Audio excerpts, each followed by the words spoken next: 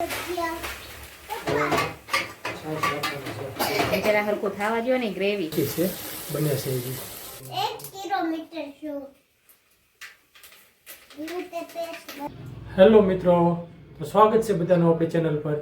આજે હું બનાવવાનો છું સિંગ ભજીયાનું શાક. સિંગ ભજીયાનું શાક કઈ રીતે હું બનાવું છું આજે તમે પૂરા વિડીયોમાં જોજો. વિડીયોમાં બન્યા રહેજો, છેલ્લે સુધી જોજો. હું પહેલી વાર કંઈક બનાવું છું અને એ સિંગ ભજીયાનું શાક. વસ્તુ બધી આવી ગઈ છે, જોઈ લો. જો મિત્રો, આપણું બધું કટિંગ બધું કમ્પ્લીટ તૈયાર. આ લીલી ડુંગળી, તીખી ડુંગળી, કોથમરી, મીઠો લીમડો, આદુ મરચાંની પેસ્ટ અને આ છે મરચાં, ટમેટાં અને અહીંયા બધી સિંગ ભજીયા, બિસ્કિટ, છાશ બધું કમ્પ્લીટ છે. તો હવે આપણે અને સંગીતા જો અહીંયા બધું કટિંગ કરે છે. હેલો મિત્રો, ધાર્મિક બેઠો છે. તો આજે હું આ બધું કટિંગ થઈ ગયું છે, તો હમણાં હવે શરૂ કરીશ બનાવવાનું. જો આ તપેલી અહીંયા પડી છે, અત્યારે તપેલીમાં કાંઈ નથી, પણ હવે બધું આપણે ધીમે ધીમે એડ કરતા જઈશું અને ધીમે ધીમે બનાવશું. તો બધું તૈયાર થાય એમ તમને બતાવતા જઈશું. તો જો મરી મસાલા બધા કમ્પ્લીટ રાખી દીધા છે, અહીંયા બધું કટિંગ. અને હવે બસ હું બનાવું એની રાહ છે. મોબાઈલની એક જગ્યા સેટ કરી લઉં એટલે બનાવતો હોય વિડીયો કમ્પ્લીટ દેખાય. તો હાલો મોબાઈલનું પહેલાં સેટિંગ ગોઠવી દઉં. તો મિત્રો પહેલાં આપણે તેલની બરણી લઈ લઈએ. અહીંયા તેલની બરણી અહીંયા છે. આ તેલની બરણી. તો આપણે પહેલાં છે ને તેલ લઈ લઈશું. તેલ નાખી દઈશું અંદર. બરણી સાથે મૂકી દઉં એટલે ઢોળાય નહીં, કેમ કે આપણે હજી પહેલી વાર છે.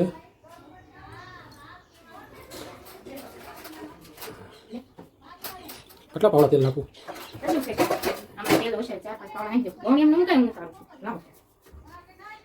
સારું લાગ્યું. તો જો આપણે એટલું તેલ નાખ્યું છે, હજુ જરૂર પડે એમ નાખશું. શરૂ કર્યું છે શ્રી ગણેશ. તો પેલા છે ને જો અહીંયા આમાં દેખાડતો ખરી. જો આમાં તેલ નાખી દીધું છે અને હવે આપણે સીધો પેલા અમને તેલ આવે એટલે મીઠો લીમડો નાખવો છે. ભાઈ બનાવવું છે એક નંબર. હો થોડું દૂરથી કર શૂટિંગ તો ઓળખો આવીશ. હજી તેલ આવી જાય ત્યારે. હો હજી તેલ નથી. આ સંગીતા એ ઊભી શૂટિંગ ઉતારે, ધાર્મિક અહીંયા ઊભો છે અને તેલ આવવા મૂક્યું છે. તેલ આવે પછી હવે આગળ નાખો. છાટા ઉઠશે. 1 કિલોમીટર શું તે પેસ્ટ બનાવવાની.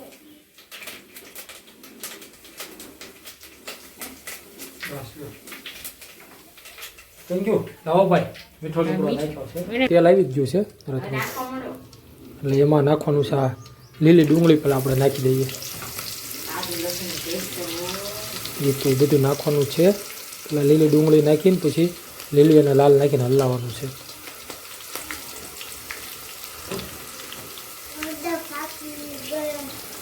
જો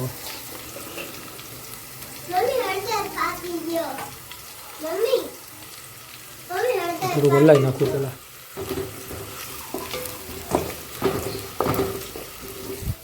તો ભાઈ મજા આવે બનાવવાની. આવું ક્યારેક ક્યારેક બનાવતું રહેવું એટલે ક્યારેક કોઈ ઘરે હોય ન હોય આપણે કામ લાગે. કેમ કે હવે આવનારા વેકેશનનો ગાળો આવે છે એટલે હવે એકલા જ રહેવાનું આવે. આમ તો શીખી આવું છે. કેમ શું કેવું?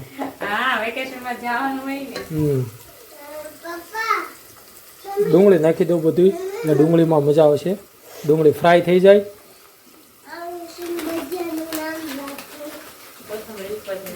કોથમરી તો છેલ્લે જ છે. ટમેટા પછી હજી પેલા આ બેન હલાવવાનું છે. હજી એકદમ ભાઈ ચટાકેદાર બનવાનું છે. તમને બધાને ઘરે ઘરે મોકલાવવું છે. હવે આ મરચાંની પેસ્ટ રહી ગઈ. આ મરચાં નાખી દઉં.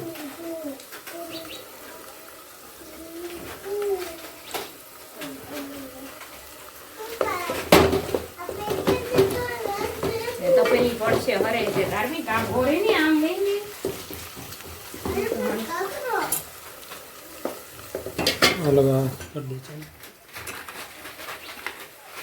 તો પેલી હેર છે ને તો હાણસેથી પકડી લો વિડીયો ચાલુ છે ને હા નહીંતર એવું થશે કે આટલી મહેનત કરજો વિડીયો બનશે ના ના ના એવું ન થાય ને એ ગરમી થાય હો રસોડામાં બહુ ચૂલામાં ઊભું રહેવું અઘરું છે તો રોજ બનાવીએ આદુ લસણની પેસ્ટ નાખીને આલા પેસ્ટ છે ને એ નાખી દઈએ આપણે પપ્પા હારું બનાવજો એક નંબર અરે જો ધાર્મિક હું બોલે છો આ બાજુ ધાર્મિક એક નંબર બનાવજો એક નંબર સારું તું આજે ખાસ આદુ મરચાની પેસ્ટ નાખું છું આદુ મરચાની પેસ્ટ છે ને એ બધું જો નાખી દઉં થાળીની કરી નાખ્યું ઊંધી બધી પેસ્ટ નાખી દીધી એ છેલ્લે હવે પેલા સાતળી નાખો પેલા એ બહુ આદુ મરચાની પેસ્ટ હરકી સાતળાઈ જાય ને પછી આદુ મરચાની પેસ્ટ હવે જો હલાવી મસ્ત કરી હો ભાઈ કેમ પણ સરસ એકવાર આંગળા ચાટતા રહી જાય બધા તો કહેવાનું આ તો આ રેસીપી પછી દર્શકોને પાસે શીખવાડ્યું પછી જો ઓર્ડર આવવા મળવાના છે સિંગ ભજીયાનું શાક કેમ બને હું ઓર્ડર કરીશ લાગ લેવું પડે ભાઈ કેમ કે આમાં ગ્રેવી બનાવવાની છે આપણે એ પપ્પા જલ્દી બનાવો ને મને બહુ ભૂખ લાગી ધાર્મિકભાઈ તું ત્યાંથી આખો રહી ગયા પપ્પા ટમેટા એડ કરી દઉં તો ટમેટા એડ કરી દીધા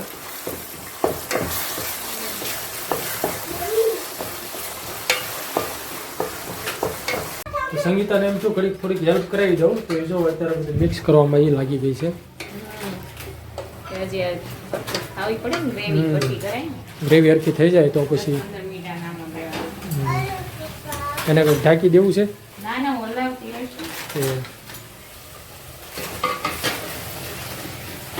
કે એવું સંગીતા કે હું નાખી દઉં ખારું કરી નાખ અગર ખારું થઈ જાય તો એટલે મરી મસાલા એને વિશ્વાસ નથી એને એટલે ખાવું પડે પછી અમારે હિંગ બિંગ બધું નાખીને કમ્પ્લીટ કરશે કે બધું છાશ ને બિસ્કિટ અંદર બિસ્કિટ નાખવાના છે જો 20 બિસ્કિટ 1 બિસ્કિટ અને છાશ એટલે ભાઈ સ્વાદિષ્ટ બનવાનું.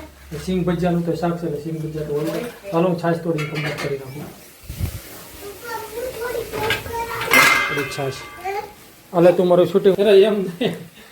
તો છાશનો જો લોટો ભરી લીધો છે તો બિસ્કિટનો ભૂકો કરવાનો છે તો ધાર્મિક બે ગયો છે ભૂકો કરવા તો ધાર્મિકે જો બિસ્કિટને ભૂકો કરીને રેડી કરી નાખ્યું છે મરચું થોડુંક નાખવાનું લાલ છે મરચું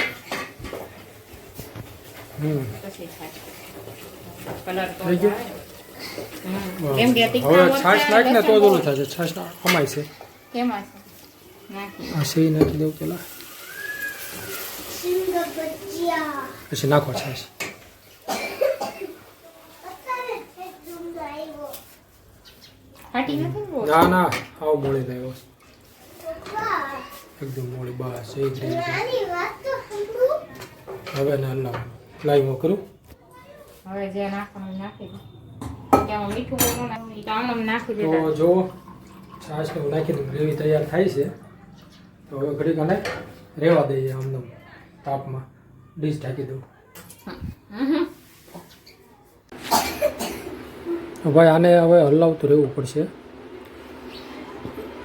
હવે હલાવીને કમ્પ્લીટ થાય પછી જોઈએ તો મિત્રો હવે આ ઉકળી ગયું એવું લાગે છે તો હવે આમાં છે ને સિંગ ભજીયા અને બિસ્કિટ નાખી દઉં ઉકળી જ ગયું છે કાંઈ નહીં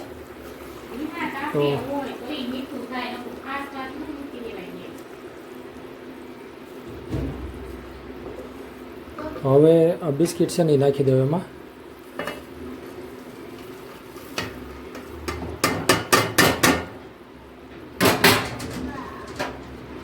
એટલે બિસ્કિટ નાખવાથી થોડીક શું છે ગ્રેવી થોડીક આમ જાડી લાગશે આપણને અને મજા આવશે થોડોક સ્વાદ સારો લાગશે અને થોડોક બિસ્કિટનો સ્વાદ આવશે આમાં અને હવે સિંગ ભજીયા તોડી લઉં સિંગ ભજીયા પેલા 2 પેકેટ નાના નાના કાઢ્યા છે એને નાખી દઉં પછી 1 પેકેટ પછી હમણાં નાખવાનું છે પણ જોઈએ કઈ રીતે બને છે એને હારવાર નાખી દઉં કાંઈ કોઈક કહેતું હોય છે એલા ભાઈ સિંગ ભજીયાનું શાક હોય સિંગ ભજીયાનું શાક મેં જોયેલું છે એટલે જ આજે આપણે ઘરે બનાવવાનો પ્રયોગ કર્યો ને સ્વાદિષ્ટ બનશે એ પાકું છે. થોડીક મહેનત છે પણ મસ્ત બનશે. તો હવે થોડુંક ઉકળવા દઈએ ભાઈ. જો ઉકળે છે ધીમે ધીમે. હમણાં ઉકળી જશે અને સ્વાદમાં કેવું છે પછી તમને હું કહીશ. તો લગભગ તૈયાર જ છે, ખાલી આ થોડો ટાઈમ ઉકળવા દેવો છે. ઘડીક ઉપર ડીશ ઢાંકી દીધી છે એટલે સરખું આમ થઈ જાય ને ગરમ. ભાઈ બહુ મસ્ત. હું હા